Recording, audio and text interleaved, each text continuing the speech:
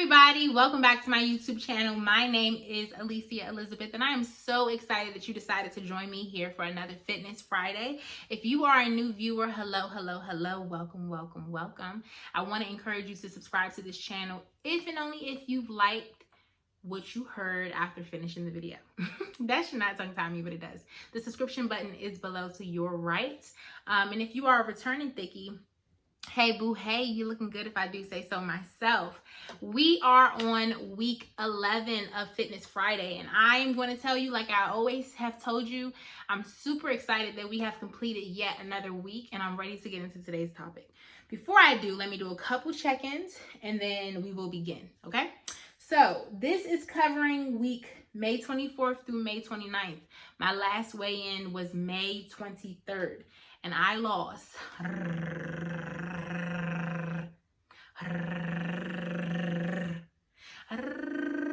Don't know what these sounds are, but I feel like they need to come out, and so I try to honor that. 1.7 pounds. 1.7 pounds, y'all. And so I was thinking when I was writing it down to make note that last week I made a video about how I lost 1.1 pound, right? And I was like, oh my goodness, like telling you about this story. But when you think about the time span, 1.1 plus 1.7 is 2.8. And then I haven't weighed in for this coming week yet, but it does build up. And so I just want to say a couple things concerning the weight loss. Many have asked me if I believe that I'm beginning to plateau. I don't know. I was informed recently that I could possibly be reaching this place of balance, which is where what I'm eating versus what I'm burning is starting to balance out. So I'm not seeing much of a difference in my weight. I've also been told that I could be gaining muscle. For those who did not watch my video in its entirety last week, I really wasn't disappointed about the 1 pound, but I wanted to share that at some point in my health journey, 1 pound felt like failure. And now I will say 1 pound feels like a slow but steady mindset, and it's really challenging me to keep in the forefront that I'm building behavior, that I am maintaining the work that I've put in, and that I feel good. I'm looking good. None of these things, not to say that I didn't feel and look good previously, but we can't take for granted that even though our body is now changing and the weight loss is coming off, that there are other wins around us. And if we focus so much on the scale, we will miss all of the other non-scale victories, such as the behavior being created, stamina being built, maintenance happening, inches coming off, learning to make better food choices, stretching our bodies in new ways, things of that sort. And so 1.7 feels like a win to me. 1.7 feels like a win. Anything, even if I got to a place where it was like point something, it feels like a win. Now, does that mean that there are times when I'm like, dang, I forgoed ice cream and I chose not to eat these things? Sure. But I try to remind myself that I don't want to get to the scale on Saturday feeling like I denied myself something when I could have just made proper arrangements for it. So we'll talk more about that in another video, because I want to share some things with you on this one. I don't want it to be a long one. So for my wins this week, I worked out. I told myself that I wanted to try being vegetarian again. And then after thinking about it thoroughly, it's something I want to like creep into so that I'm successful and that I don't disrupt the relationship with food that I'm trying to fix. And when I say fix, I mean that I'm constantly reminding myself that there isn't things that I can't have. There aren't any foods that I have to say no to, but that I have to make better food choices. And so being vegetarian the week prior was really difficult because I don't really have a library of choices to pick from. And as someone who already feels like, since I'm being a selective eater, being vegetarian felt like now I'm telling myself no. And I'm not ready for that yet. So what I will say is that this past week, I have made more vegetarian foods, like just because. And so I would like to see myself get to a place where I'm eating meat maybe 2 to 3 times a week, but I want to like slowly grow into that. I do like how I felt when I was vegetarian for the week. I felt like my workouts a lot, like I felt like I had more energy for them. And so that's just something to put out there. So I exercised, I ate well, I started running. We're going to come back to that. I started running this past week. That is the biggest win of this week that just passed. Obstacles. The obstacle, which is things I want to work on, is that I want to be better at meal prepping. I do not foresee myself, and I'm putting this on record, I do not foresee myself ever being someone who meal preps for a week. Even when I become a parent, I don't see myself personally enjoying the same meal for 7 days or 5 days.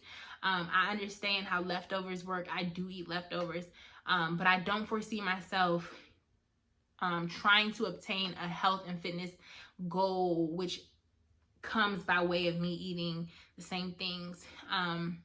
For my health journey, my health goals, I want to be able to eat what I want if it is within my means. So if I have a burger in the refrigerator and I've worked out and it's within my Weight Watcher points for the day, I want to be able to just eat it. I don't want to feel like I can't. And I feel like meal prepping in that way is limiting.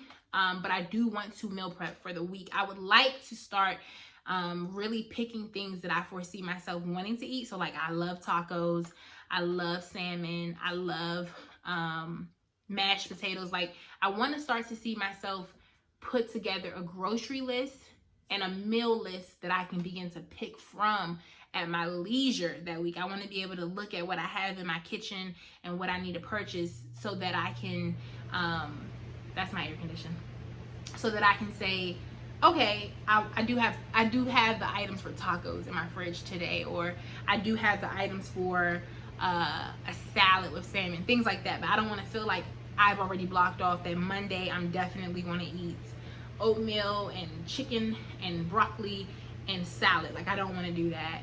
I don't see that being something I can maintain or sustain. And I need to still diversify some of my foods. I have not grown to a place of being bored with what I'm eating, but I would like to start trying new things and also sharing them with you. I've thought about sharing some smoothies because I want to add smoothies to my meal prep for the week. I've thought about, simple things like showing you what I eat for breakfast.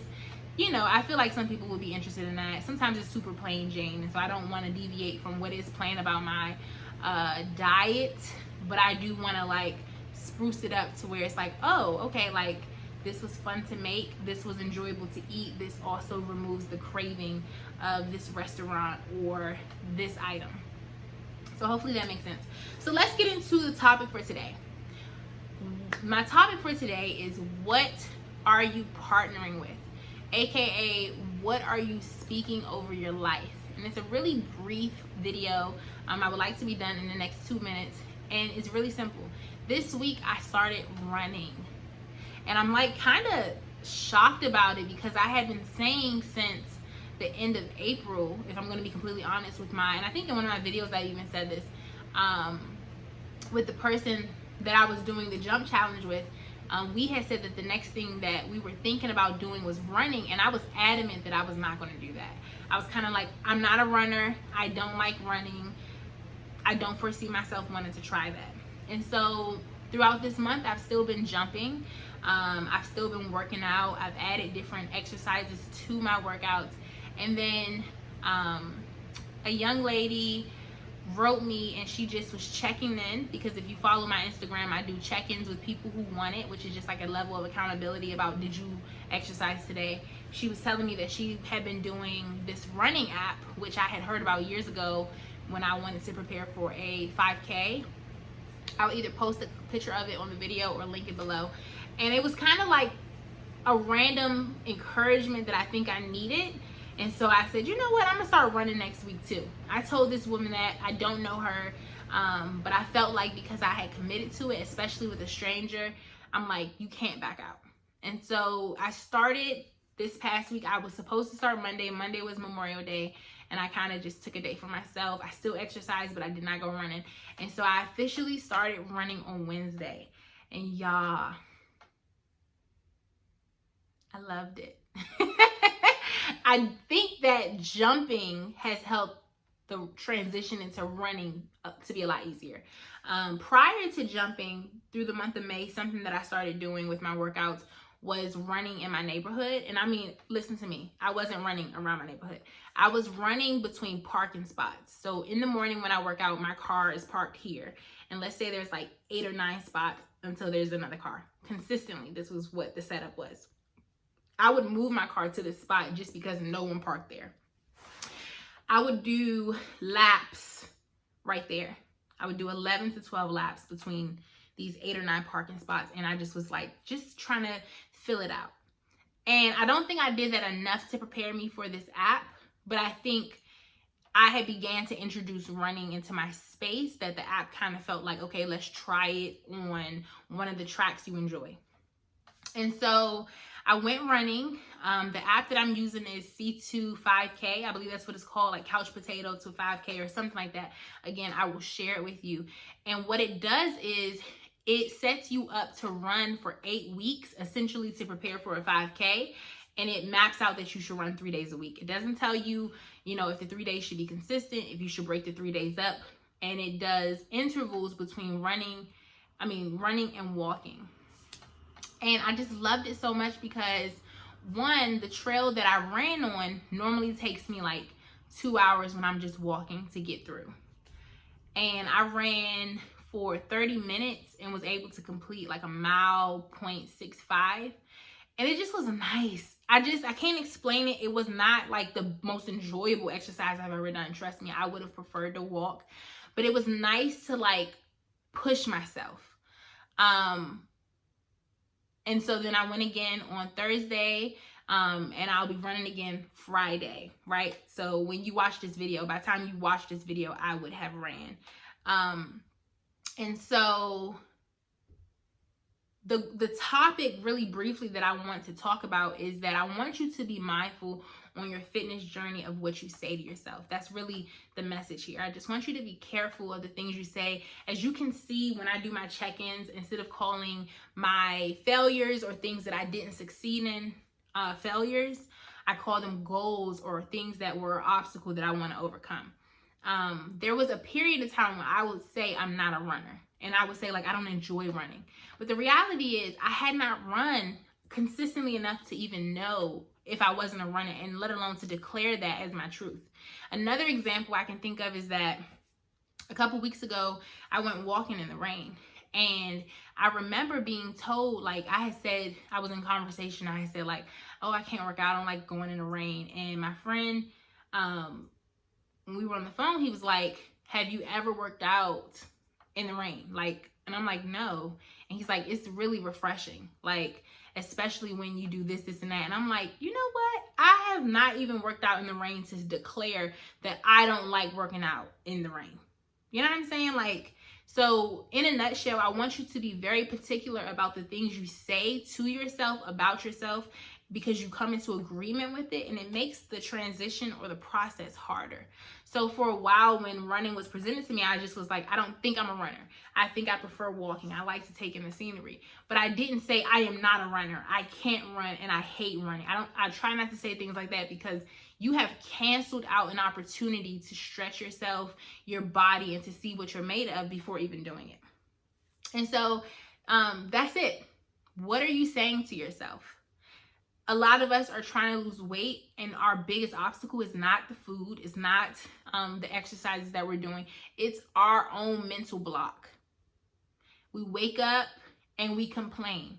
We wake up and we say what we're dreading, versus like, man, okay, I get another day. I'm going to walk today. I'm going to dance today. I'm going to move for 15 minutes in the morning. I'm going to move for 15 minutes in the evening. Our posture towards ourselves is incongruent. Like, we're going to war with ourselves while trying to better ourselves, and it does not work out that way. And so I'm an early runner. My prayer and my hope is that I continue running through the 8 weeks. Come hell, rain, sunshine, or snow, I want to see it through.